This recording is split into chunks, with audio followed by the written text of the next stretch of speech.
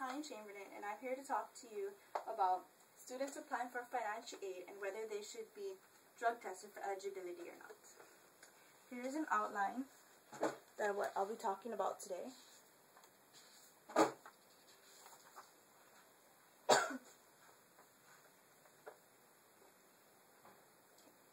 Some people think that it is not fair that our tax dollars are going to students who are not serious about school and using their financial aid money for drugs instead of books and their tuition.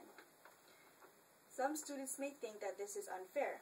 They really want to be in school, but they cannot afford it because they do not qualify for financial aid. Or some are struggling to pay for their schooling.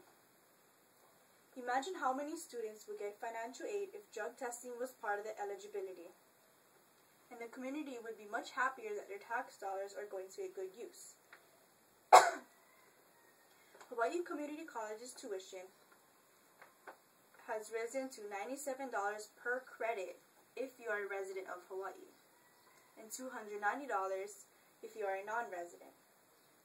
There are also student activity fees, government fees, campus center fees, payment plan fees, graduation fees, etc.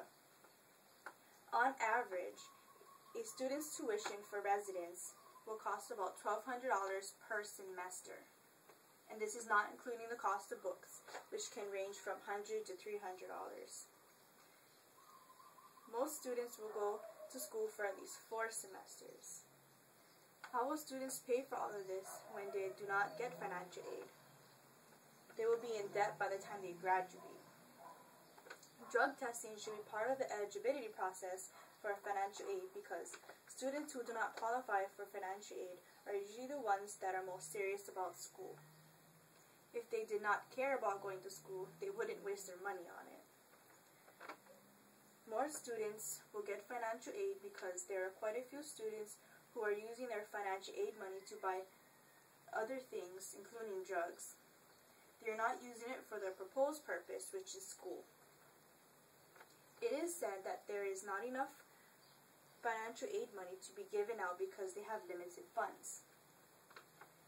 Imagine if the donors and community knew that their money was not going to waste, it was actually going to students who are serious about school. Maybe they would continue funding and maybe even give out more money. What most people don't know is that those students who are working and don't get financial aid are actually helping the ones who do. The government is taking taxes out of working students' paychecks to help students who do receive financial aid. Studies show that about 51% of heavy users of marijuana have an income of less than $30,000 per year. There are many jobs that require drug testing, and majority of them are higher paying jobs. So why not start now to prepare them for the future?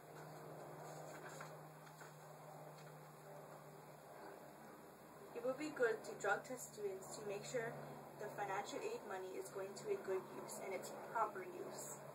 According to Cron.com, more than 17 million people over the age of 18 were illicit drug users in 2007, and the numbers are going up every year. According to a rehab center, 37.4% of young adults aged between 18 and 25 have been using drugs in 2008.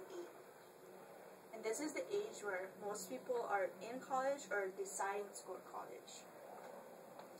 This graph shows that the highest drug being used is marijuana.